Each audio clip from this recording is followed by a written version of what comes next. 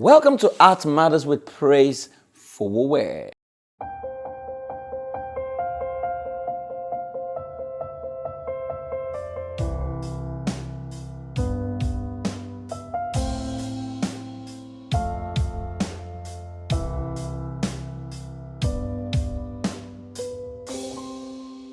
Well, at some point in time, my gang will join because usually Art Matters with Praise and the gang.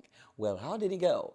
Thank you so much for subscribing to my YouTube channel. It's amazing the number of people who have come on board. Thank you for passing the world around. And if you've yet to inform your friends, please tell your family and friends to subscribe to this YouTube channel now, because this is where you have the best family life content across YouTube. And so last week, we started looking at marital jail and how to avoid it, and I taught on 5 tips to avoiding a marital jail. You know, I looked at number 1, locate your universe.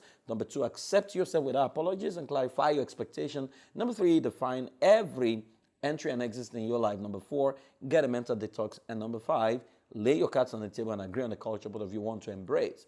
Now, today, we're going to be looking at those of you already in a marital jail. Now, you know what marital jail looks like? Well, any relationship you're involved in right now, marriage, that the best of you is not finding expression, where your potential is stifled because you just married someone.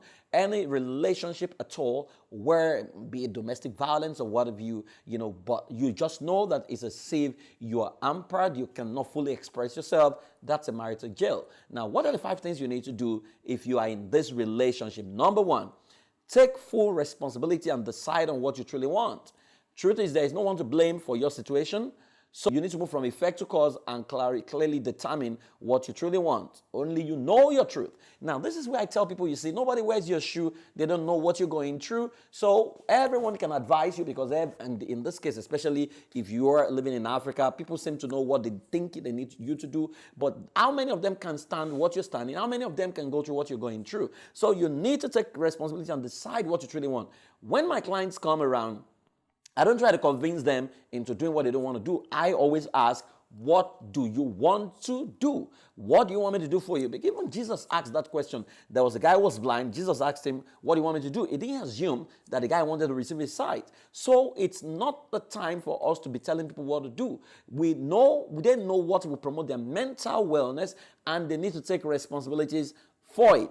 So stop blaming people if knowingly it can change. If that's been moving to effect, you need to take responsibility, which is moving to cause, to say, you know what? I also took part in what has happened. I take responsibility, but now I need to put my life in my hand and determine exactly what will promote my mental wellness. The only question you need to ask here is, what will promote your mental wellness and take you to a place of bliss? Only you know your truth, so follow your truth, right? At this point, you are the only one that can take that decision. Number 2, find your happiness code and place and protect it against all odds.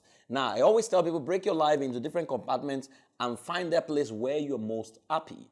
I mean, I do a therapy called the DUPLEX mode therapy, where you take your mind into 3 duplexes compartments of your life.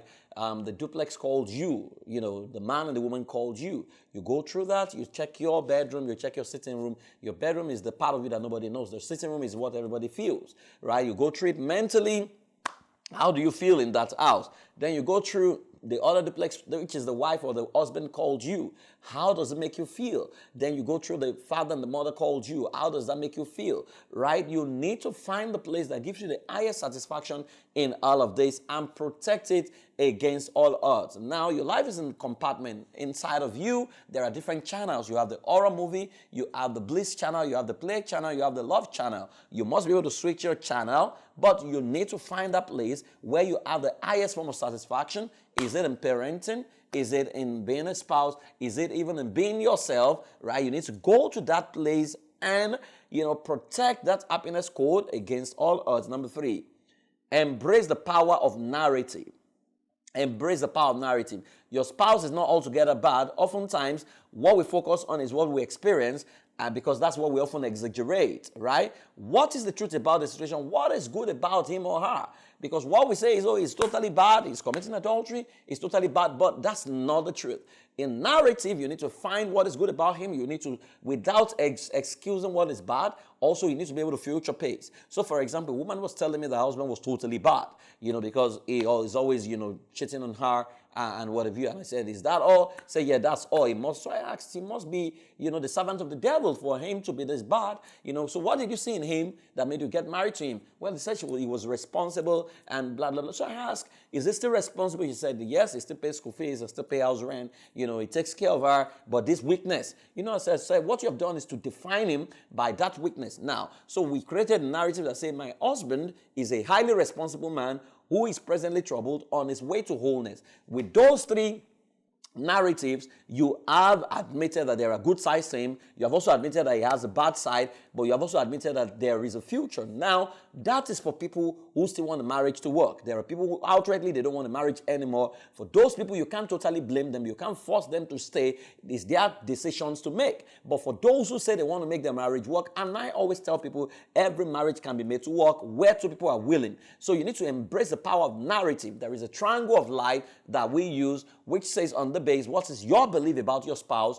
On the top, what behavior must you put up? And on the base, on the right, what result do you truly want? Your result must be dictated by, your behavior must be dictated by the result you want, and your behavior must be dictated by the power of your beliefs. So embrace the power of narratives. That will give you some sense of peace, wellness, and calmness. Nothing means anything except the meaning you attach to it. You need to deploy the power of meaning. So a woman said to me she was depressed because her husband called her useless. And she said that was an insult. So I asked her to write the word useless. She wrote it. I asked her to check the two words in there. She said use plus less. Flip it to the other side. It became less used.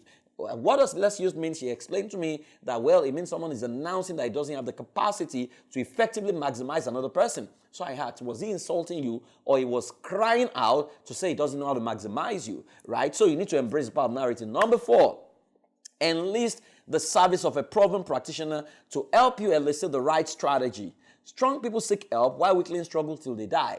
There is no harm in asking for help. There is a terrible mentality in this part of the world where people say marriage is between man and woman and God. That's not true, because you even know that when your wife wants to put to bed or when you are sick, right, you don't ask your wife to deliver you or your husband to deliver you. You don't ask your wife to treat you. You go to the hospital. That's a third party. What people should be saying is that you need to bring in a skilled third party. There are people whose life has been dedicated to family life therapy. That's what I do, and that's what I've done in the last 19 years of my life.